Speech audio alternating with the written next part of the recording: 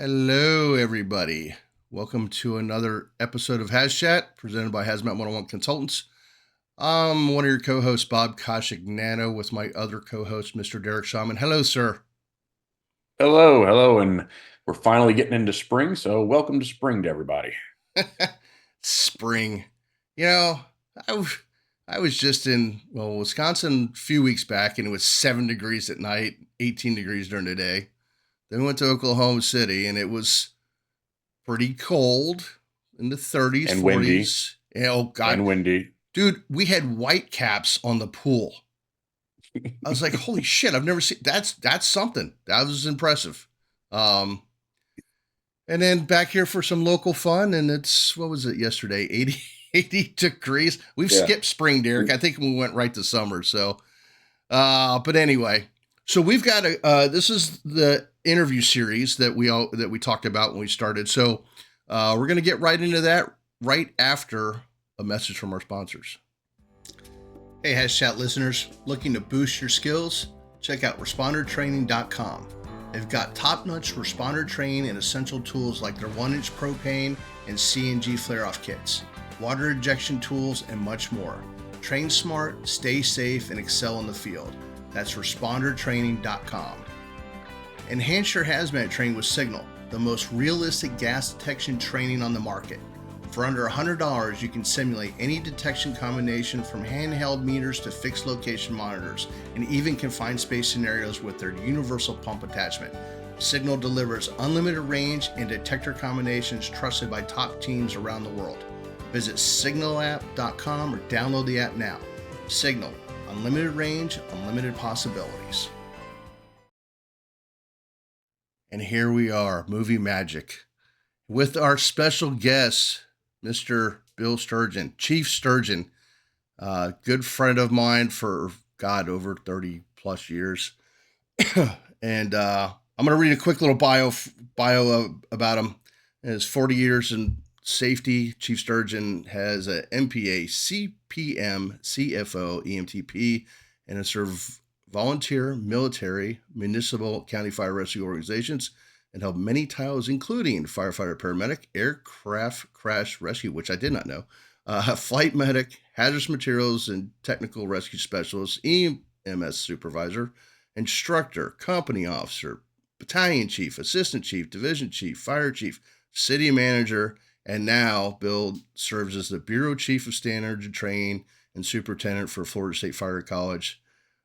The bureau is under the division of state fire marshal. He holds a degree, associate degree in fire science, a bachelor's degree in occupational safety and health, a master's in public administration, executive fire officer from the National Fire Academy, and the list could go on and on because he is just that great and a good friend. And thank you so much, sir, for coming on with us. We truly, truly appreciate it.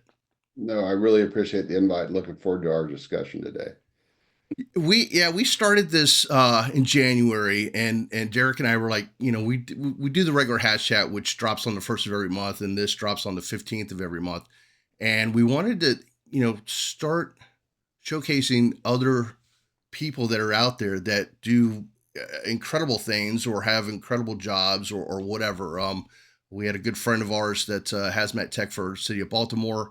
Last month, we had a good friend of ours. You might know him, Kevin Johnson from HazMat FBI. He just retired recently. Yeah, I think I've met him over the years in Yeah, different great portions of his guy. life.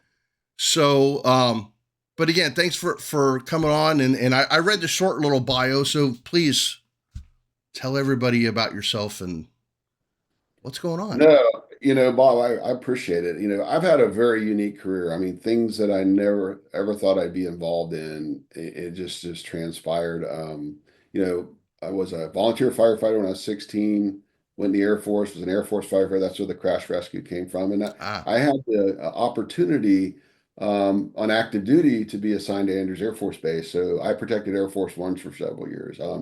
cool. Been aboard it, was part of when they transitioned from the 707 to the 747, and then the National Emergency Airborne Command Post. I've been on Marine One. So that was a great experience because not only do you have the firefighting capacity, and then we had to go on there to do EGAS training, but also the security part of it. So I held a top secret security clearance in presidential. So fast forward, left the Air Force, stayed in the reserves. So I was what they call an individual mobilization augmentee. So I did reserve time at MacDill Air Force Base, and my 2 weeks I was at Columbus Air Force Base, Mississippi, which is back then it was Air Training Command, and they flew the T-37s and T-38s. The other thing, it was a refueling stop for the space shuttle on top of the Oh, 747, so I got to see that a couple times. Which it was funny because we set up command and set up the crash trucks, and they're like, "Don't even look at it. You can't go up by it. Don't touch it. Don't take any pictures." There was like all these restrictions, so it was kind of funny. Um, so I did that, and then when I left active duty, I actually worked for the city of DeLand for a couple years, and they did two things that were in my career that actually paid off significantly. First off was they put me through paramedic school, and they decided not to go ALS, so they just went ALS. I met their chief yesterday, and he told me they just went ALS. So that was, gosh, 35 years ago. wow. But they also a requirement back then was to be a smoke diver. So I am a state certified smoke diver. Very brutal program. We still offer that at the Florida State Fire College. And in fact, 28 people took the class and two passed. And that was out of a Yeah. group of 100 that tried out. These young men are very fit. At that point, it becomes mental, and I Yeah. tell people it's like buds. It's like hell week for the firefighters. Right. But what it teaches you is survival skills, limitations, and that's so important. And to get into the hazmat world, that's important to understand your limitations as well as Right. what your skill level is. So it's okay to say no, we can't do this. We're going to get hurt. Yeah. So and then Orange County Fire Rescue, worked my way up through the ranks, firefighter, paramedic. I was a flight paramedic on Chase. You remember that, the sheriff's Yep. Oh, helicopter. yeah. And I always had an interest in hazmat and tech rescue, so I tried taking those classes and ended up going on to Squad One. I was the second group of Squad One. I wasn't one of the originals, but my lieutenant Bobby Casper was one of the original lieutenants on Squad One, I who remember him. a phenomenal, um, phenomenal leader, and taught me a lot about hazmat. And he taught me this sign, which is pull your head out of your ass. Yep. So we know that one.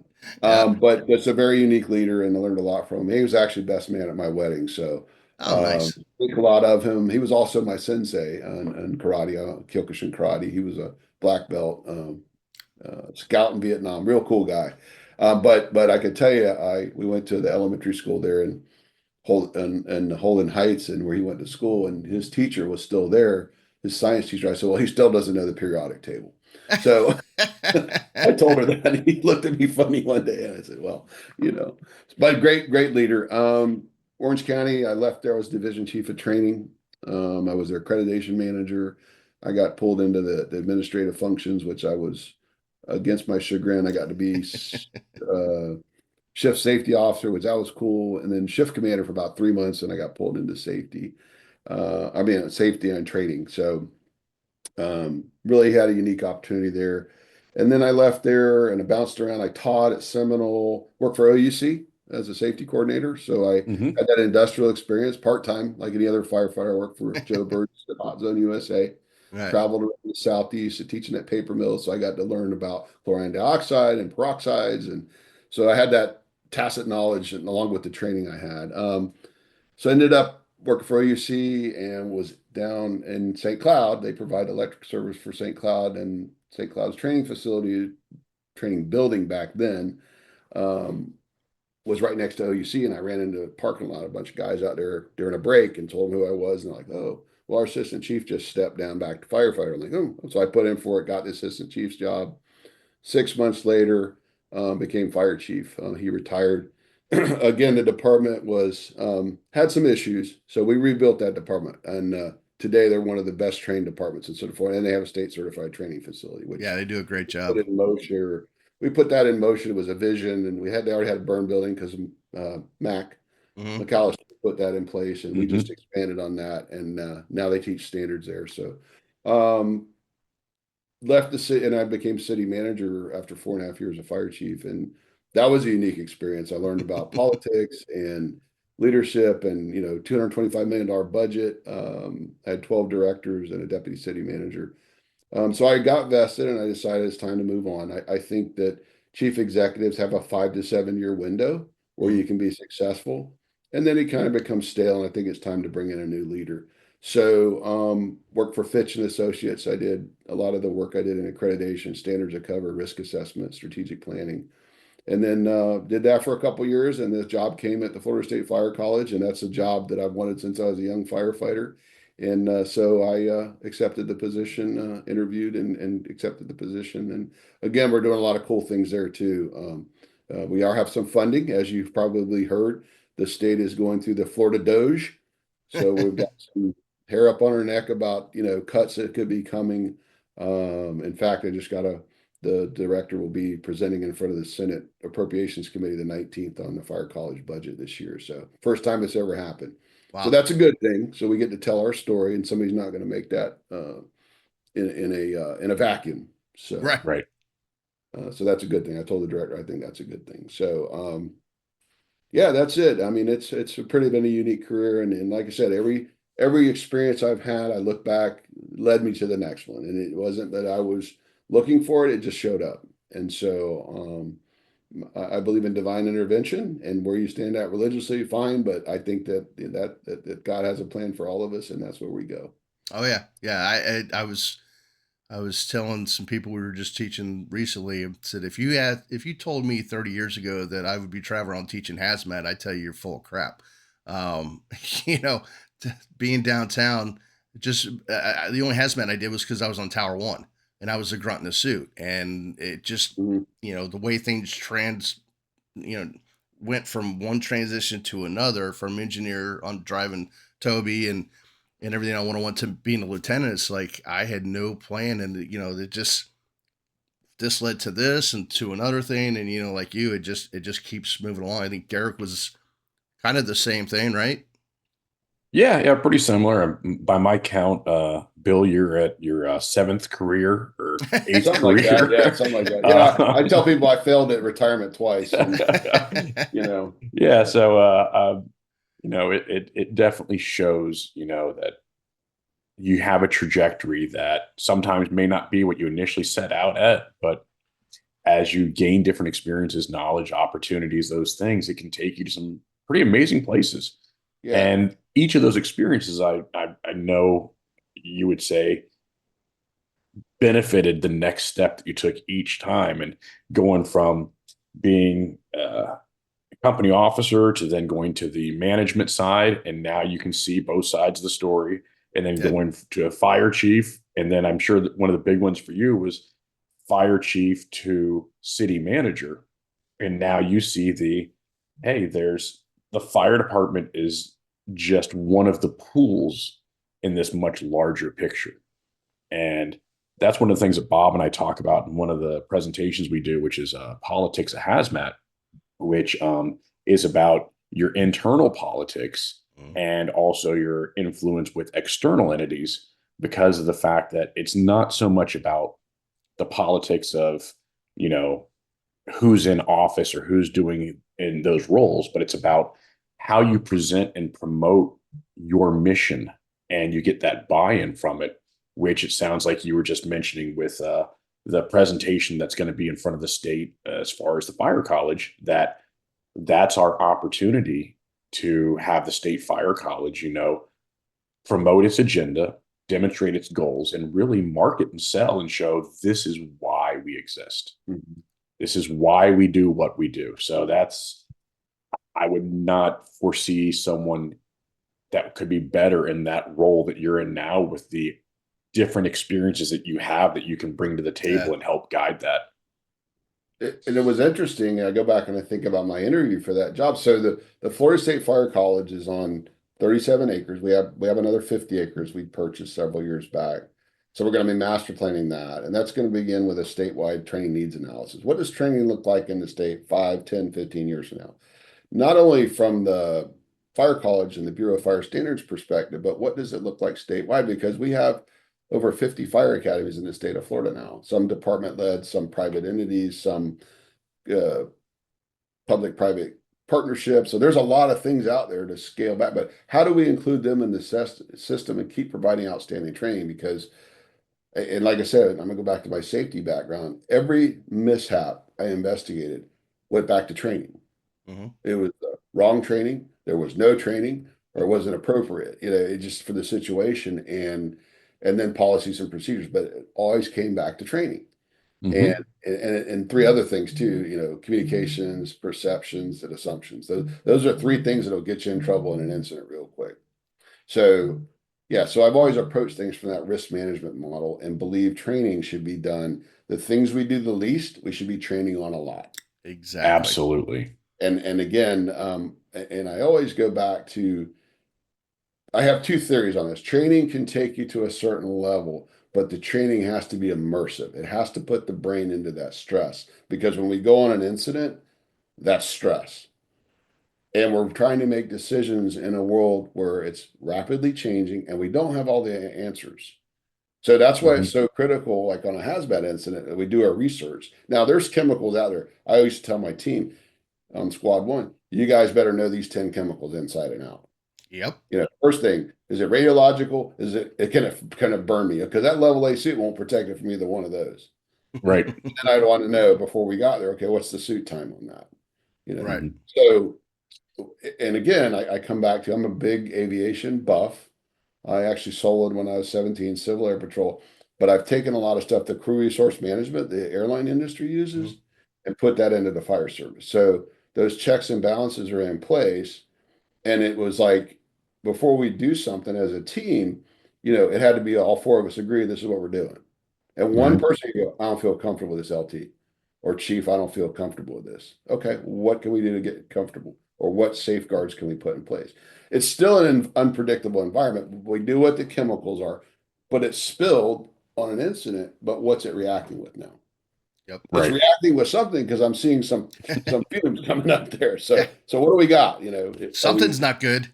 yeah. So the Yeah. crew resource management thing, which is really funny to me because the fire service really there's been two books written on it. IEFC put a big position paper out, but nobody's really adopted it. And I think it's because it's very technical. And it's hard to explain to an aggressive firefighter. And again, I think, go back to the airline industry and parallel industry, nuclear power, the military, aviation, they use this stuff and it's very successful. So that's my soapbox on CRN. I'll get off Well, it. I can talk about all day about that. and that's where we do have to be willing to evaluate how we do things and say, are we making the best effort with what we're paying out and what we're doing with this? Because it's one of those things that Bob that we talk about, you can exert a lot of energy and have zero effect. Yep. And if we look at those things and evaluate them, and like you were talking about with training, like we have a hierarchical structure in the fire service, a chain of command. And at the same time, we see, I think, more often in special operations that the team concept is there, where it's okay, I may be the company officer or the incident commander, and I will be responsible for the final decision, but I need input from all those people because of various expertise or various perspectives that people have so that we can come to a informed decision as to what we're going to do. And that really speaks a lot to that. And then with the immersive training that you're talking about, that's really where we can start getting with maybe taking advantage of technology, things like that. Because one of the biggest issues I see with training, you've been an instructor for quite a while. Bob and I both been teaching for quite a while. The one thing that we struggle with training is a lot of times our training doesn't have consequence.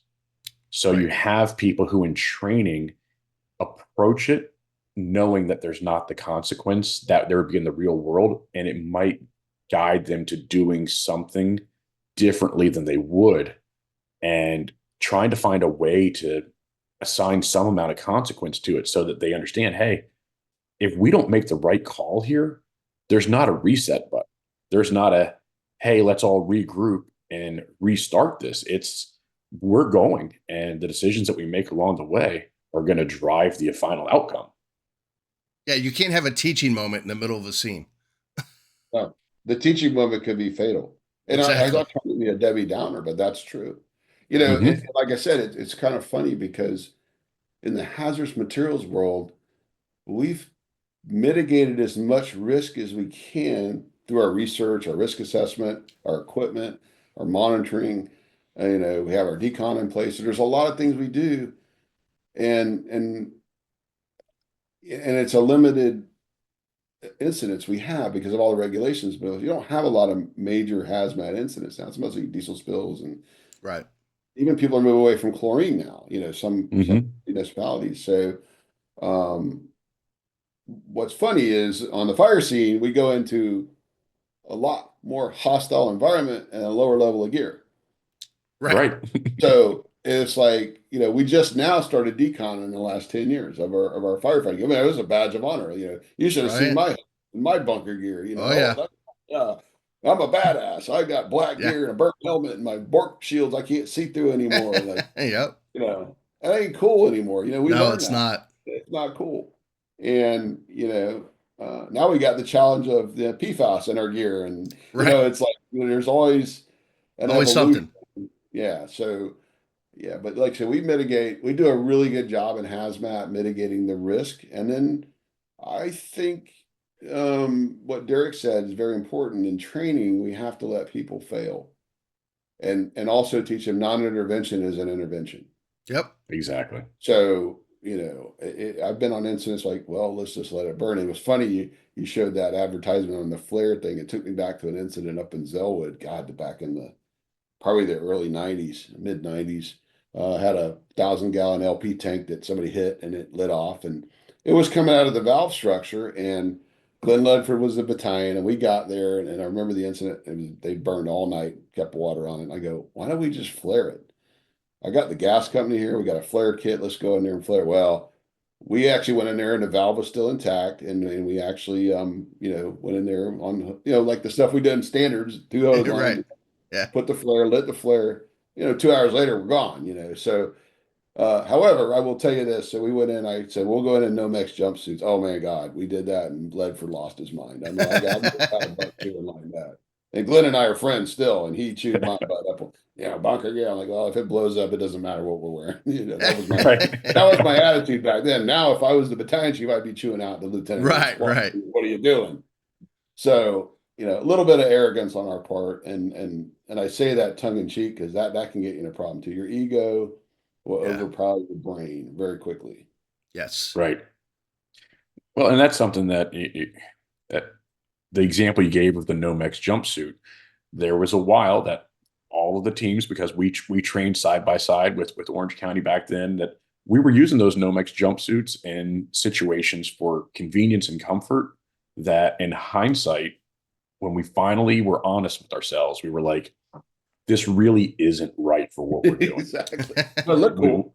But it It looked did cool. look cool. like we need to do something different. And it does bring up one of the things that, we'd like to kind of see down the road. And I'm fortunate enough to be on the NFPA committee for hazardous materials. And Really cool. it's something that maybe is worth bringing up for discussion with them, and maybe even at the state level, of your hazmat teams having dedicated bunker gear for hazardous materials, so that they can have that in that environment. And obviously, we're going to be washing our gear post incident on a lot of things, but having that isolation of gear where this gear is primed for this function, because the exposure that gear is going to get is going to be different than our structural firefighters. Mm-hmm. So that might even be a consideration moving forward of, hazmat team members having some sort of dedicated fire protective gear. Mm-hmm. Well, I mean, So they have it for brush fires. They have wildland gear. I know some. We used to at certain stations that had woods trucks. There was some, jackets or whatever that everybody could switch into. Nobody had a set assigned. But yeah, that's definitely something that probably needs to be looked at. Well, that was one of the things that I always was pushing for hazmat was there's calls that we would wear structural firefighting helmets on, and in reality, what would have been better for us would have been technical rescue helmets, because Yep. yes, we needed the thermal protection, but as far as the impact protection and the job I'm doing, the fire helmet really wasn't the best option. Yeah. Well, the Europeans have captured that. I think the European model helmet is, and we actually tried them in St. Cloud, and I had Hmm. guys that liked them. I had some hardcore lieutenants goes, I like them, but they bowed to the peer pressure, and that's fine. But Hmm. they got the best functioning for, head protection, eye protection, neck protection. It's like, this stuff we're wearing these, leather helmets, which weigh, 60 pounds, and wonder Yeah. why we have neck injuries, when something falls on our head. And So, absorb but it everything. looks cool, right? It looks cool with Hmm. it Yeah. bent down in the back, and yeah, Yeah. Yeah. I'm Well, still a I ba- firefighter at heart. I love being a firefighter, and I was old school, salty dog, but now Yeah. 61 years old, I'm going, man, I was really stupid. We did some yeah. stupid stuff back in the day, didn't we? Yeah, we Jesus. did. I found So myself on the island of misfit toys when I was pushing for the option of having a European style helmet because after, like you said, after trying one on and actually giving it a chance, I was like, other than form, when it comes to function, it is superior in function. correct. If we're looking at aesthetics, and if that's what we're making our decision on is aesthetics, we're really not doing what's best interest of the fire service to say this looks cool, even if it's not performing as high as the other thing. But there's probably people who are clicking off of the podcast now because they're thinking I'm going to talk Euro helmets. Stay with us. That is I can not what go the either way. discussion is I about. get it. I respect them too for being traditionalists, and I can go either way on that. Yeah. So the other thing I was thinking about is, my career being so eclectic is what created the success was I had good mentors. Yes. Um, and Bob and I had some of the same mentors, Rick Still, Tebu Bevilacqua. I probably took every class they ever put on when I was a young firefighter, a young lieutenant. And Milton Hill, who was a captain in a Popka, he was one of my first training guys. Charlie Barrett, who was one of the shift commanders in Orange County, he's the guy that picked me up at Squad One night, put his driver on the squad, said, "You and I are going to go for a drive," and he taught me into get my bachelor's and master's degree. He said, "You're Wow. going to go somewhere in this career." I said, "Okay." So then I started. I listened to him. The other thing I did is I took on projects nobody else wanted to take on. I realized we needed a technical rescue trailer, with trench equipment and collapse equipment. So I Mhm. started working on that, and I learned finance and procurement. Because I'm a firefighter. I was a firefighter when I was doing that. So I started learning all these things. But guess what? 35 years later, I have to use every day. Right. The Florida Right. State Fire College is a city. We have our own packaged water plant, our own wastewater plant. We have dormitories. We have structural issues. We have roofs. We have all kinds of maintenance. Guess where I learned that? City manager. So it's crazy how all that comes to fruition. But I would tell people to be successful, you have to have good mentors. And I used to say mentor, but it's mentors because Yep. different people mentor you along your career. Oh yeah. When I was city manager, the city attorney who'd been there 30 year, Dan Mitsaris with the big law firm there in Orlando, was a great mentor. Um, and then you have to have a confidant. And I would highly suggest it's not your spouse. Right. Speaking Yep. from a guy that's had a practice marriage and on his 30th year of his second marriage, you can't take that stuff home. Yeah. So, and talk a little bit about the PTSD stuff. You don't want to drag your spouse into that world. Right. We see stuff that's very horrific. And my wife has asked me since I've left the operations side, where did all that stuff go? And I go, I don't know. I don't know. And, different people process things differently. And when I was a flight medic, and, I transport a lot of critically ill patient and injured patients. And I just had a rule, once I got in the ER, my job was done. Yeah. you know, Mhm. very little, they do the post, they do critiques and they do what do they call it in the medical? You go in and review a case file or whatever. Hmm. Right. I've tried to stay away from those because my job was completed. Now, critique my performance, my care, that's fine, but I didn't want to know the outcome. It's just so deep and it's hard. And I was still a very compassionate paramedic, even at the flight level. But yeah, that's a big thing in the PTSD world is I think we need to do a better uh, finding the people that have the propensity for that of Yeah. PTSD. Right. Yeah. We Right. don't know what the triggers are going to be. But that's a huge issue in the state of Florida right now. And again, I tell people we need to recognize people in distress faster and Yes. get them the help. We have great UCF Restores, the Second Alarm Project. They've actually partnered. The state's putting money into it. It's a huge issue that concerns me, not even to the suicide level. It will destroy you as a person. And the peer support with the people that understand what Yeah. you're going through still don't understand what you're going through. Right. And there's no switch in our life that turns off our personal and our professional lives.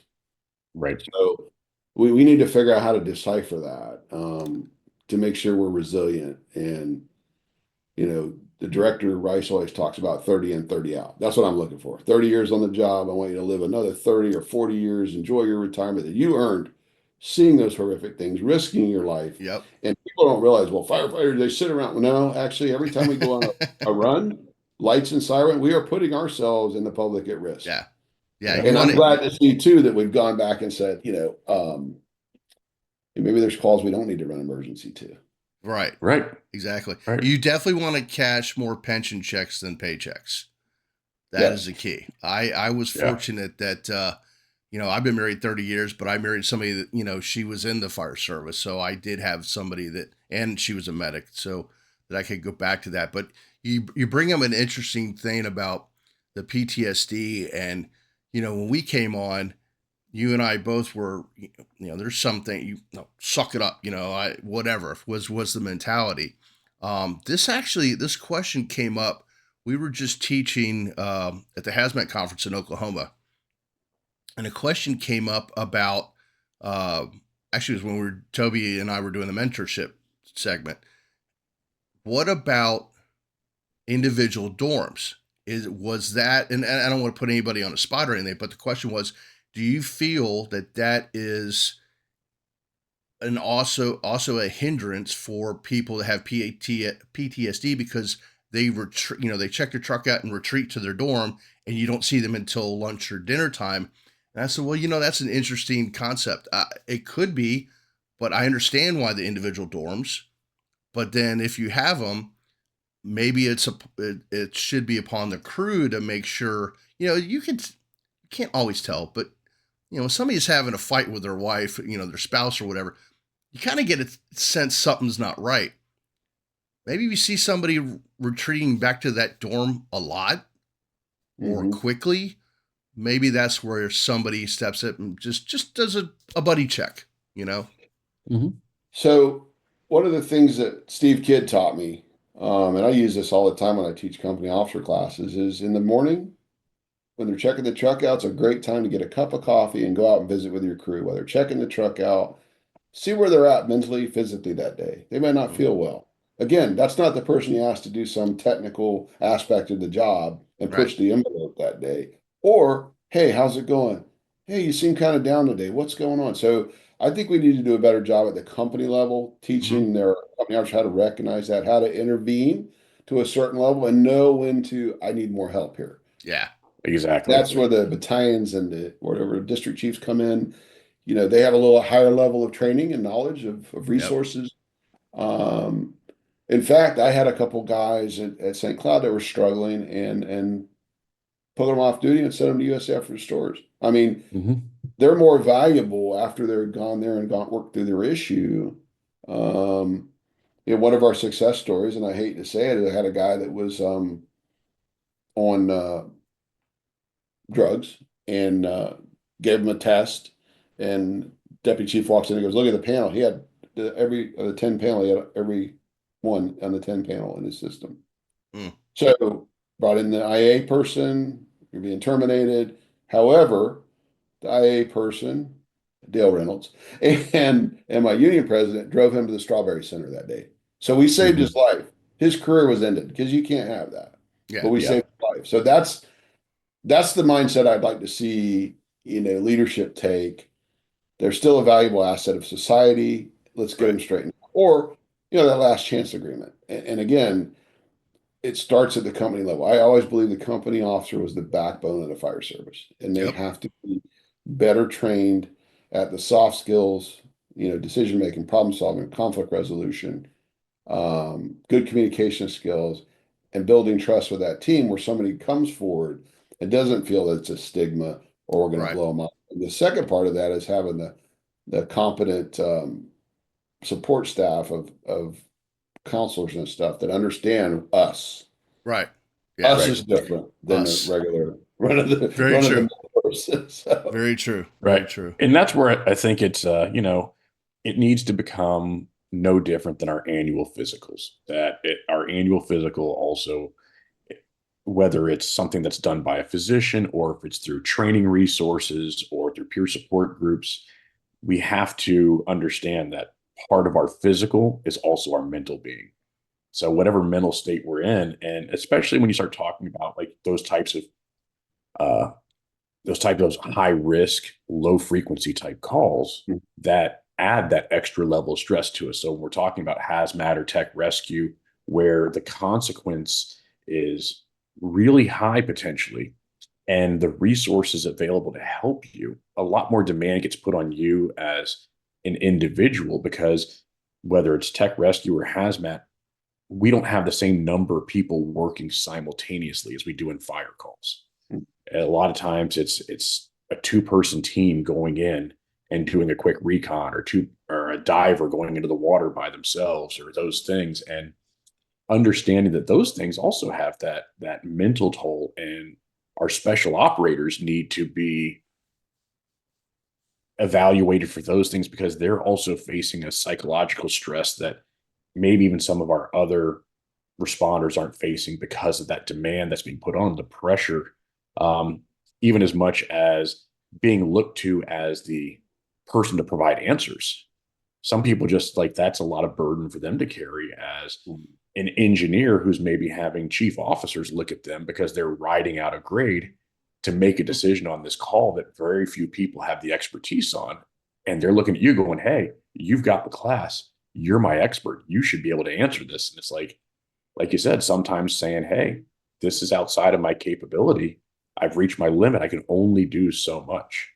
Um, Getting people comfortable with the personality types that we tend to attract, that's tough to say sometimes this is what I can and can't do. And with hazmat, that's a huge importance to exactly. be able to build that skill because there's times that our best action is not to No act. action. Right. So you build confidence and competence, but you have to teach them that failure is okay. Mm-hmm. Yep. And I don't mean failing the incident, but letting it, like I said earlier, run its course. It's Yep. you're not going to make an intervention, and so that goes back to the lithium ion stuff. I mean, Yeah. EV cars. It's like, well, there's a couple tools out there that it can extinguish it, but there's a risk there. It's a tactic. Mm-hmm. The like the Cobra high pressure, ram. It's like, well, you still have to put a firefighter, even the 15-foot extension, you're still got a firefighter in there in an explosive environment. So what's the risk versus benefit? So, Right. and you talked about the high frequency, low risk calls, and then the high risk calls is where we have to really be cognizant of thinking that through very rapidly, like I said earlier, with limited information. Yeah. Mm-hmm. We don't know enough about the EV world yet. In fact, I'm working with a company right now to develop the country's first EV fire simulator. Oh, Uh, Oh, cool. and it's going to involve both Class A and B fires. And we want to, and it's going to be a couple year, maybe 3 year process that we actually um, can train people with the tools that are available out there in an actual controlled live fire environment. Right. With that said, it might be better just to let it burn. Yeah. I actually, I can't remember. I'm going to be embarrassed myself now. I was the guy from FUA. Is it John Shea that did the Hangle rescue, the body? Oh, Kevin? Kevin Shea. So Yeah. he's on the mm-hmm. committee that I'm working with. Oh, So wow. he's like, that's brilliant, but we just drag it out. And I go, well, you can't drag it out of a parking garage. He goes, that's a good point. Yeah. So, and then there's parking garages that are underneath the hotel, right? Right. Mm-hmm. So now you got structural insult. So again, to me, that's an intervention Right. Yeah. in a controlled And, environment if the risk can be mitigated. So Right. and being Right. able to determine which action is appropriate for each individual incident, Right. because everyone wants to have a quick reference guide. They want to have a chart that says, The easy we do button. this. The easy And we button. have to have those critical thinking skills, which goes into your mentor reaching out to you and picking you up and putting you in the truck for the ride to say, hey, increase your education because you're going places. Yep. The education builds critical thinking skills. But back to that immersive training, Bobby, you were going to say something. No, I was just going to say, we've got a generation, or part of a generation, that wants the easy button. Whatever. I don't want to go take the time to, what can I do right now? And like Derek was just saying, you can't always do the same thing. There is sometimes no easy button. You have to look at those, and to the thing about the car in the parking garage. I just saw something not too long ago that I didn't even know existed. Tow trucks have these things that go underneath the tires so they can actually wheel them around and move them out. Fire departments may end up looking at getting those on a rig or something just for that case. But anyway, So they do this interview series. I would highly recommend you invite Jim Gott. Remember Jim Gott from Orange County? He's actually Sounds the familiar. director of safety for Marriott World. Oh, okay. Okay. And he's big on this EV stuff and parking garages and stuff like that. And that fits into the HazMat world. Perfect. So he'd be a good guy to talk to, very knowledgeable person. But yeah, the EV thing's a big thing, and we have our EV symposium every year at the Florida State Fire College. This year will be the third year. We have Great. subject matter experts from all over the country. We had some guys from California that not only have dealt with EV fires, we actually had one guy that's probably the first guy to put one out, but also they have those battery storage facilities, Oh, and yeah. now power walls. I mean, we've got a lot of challenges, and then just your run of the mill solar panels. Those are fit in that category. Yeah. Which adds additional weight to our structures too in the Yep. fire. Mm-hmm. It's things we have to think about. But yeah, I think that there's no one size fits all. But I will tell you this: I'm gonna go back to my aviation stories. Is in when the plane hit the birds, and Sully was flying. The first thing he did was take command because the first officer actually flying the aircraft. First, he was so Sully says, my aircraft, which makes him the incident commander. The second thing out of his mouth was get the quick reference handbook out. Mm-hmm.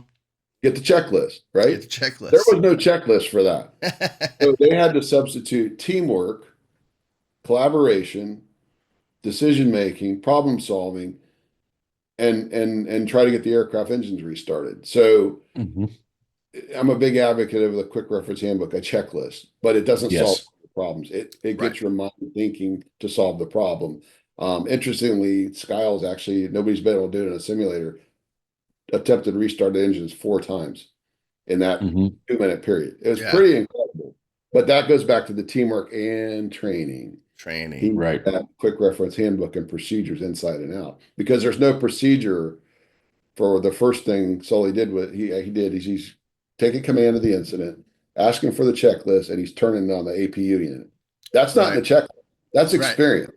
That's Right. 40 years of experience. Yeah.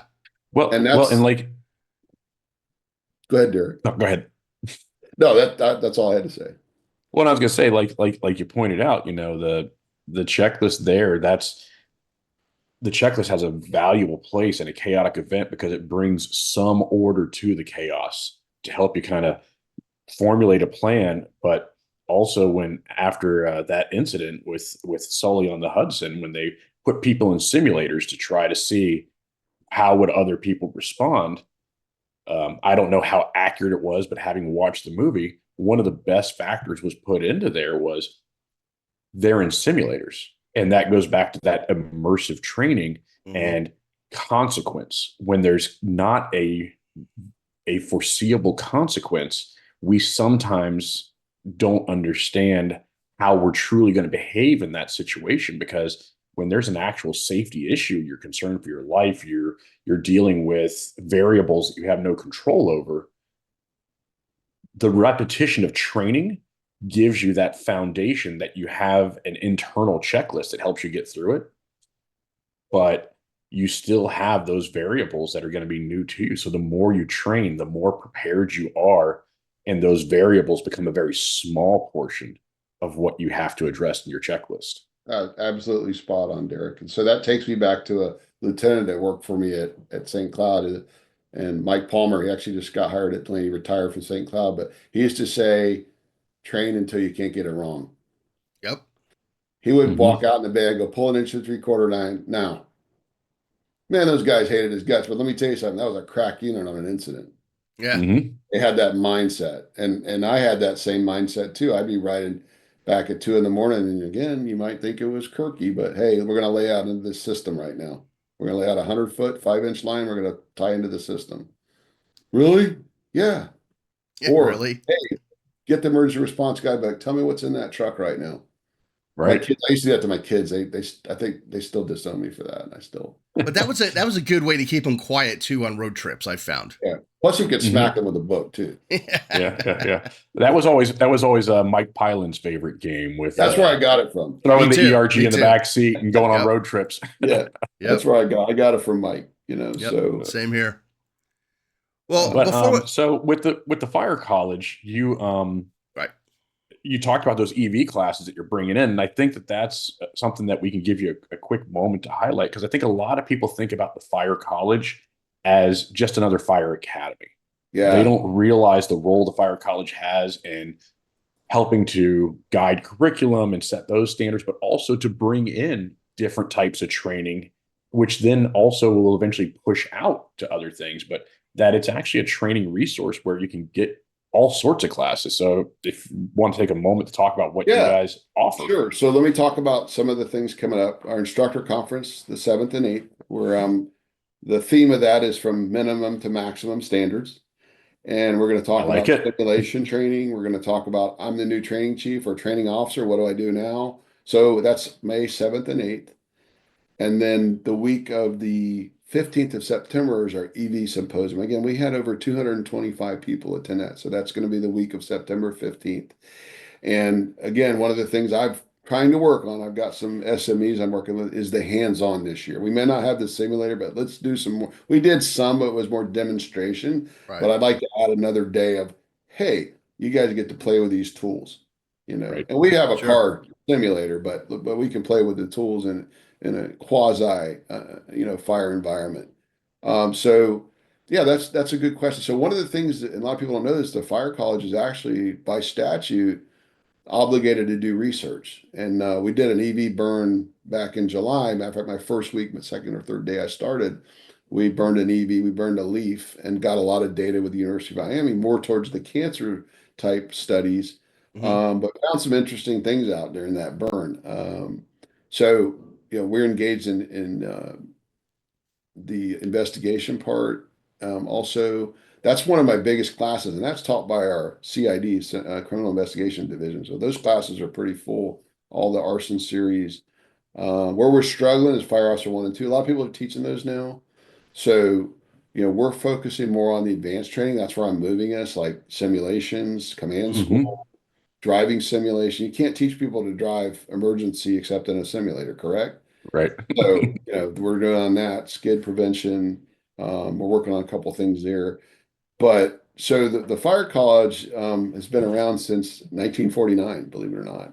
Wow. And 1969 was placed under the Department of Community Affairs, and then 75 it was under the Division of State Fire Marshal. So we have, like I said, 37 acres currently, 50 we've purchased, and we are getting ready to do two things: a statewide training needs analysis, like I said, and then also master plan the facility. So I'm upgrading the infrastructure, and we're going to master plan the facility. So we have four sections at the fire college. That's the safety section, Hmm. services, standards, and training. So safety, we work with over 400 departments across the state. We do line of duty death investigations.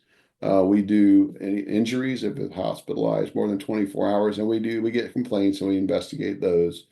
Um, so we also provide our decon grants, which is very important, and that's for decon and bunker gear, extractors. Actually, Mako just came out with a new extractor for helmets and SCBA. It's about I 50 grand. saw that. Really cool thing.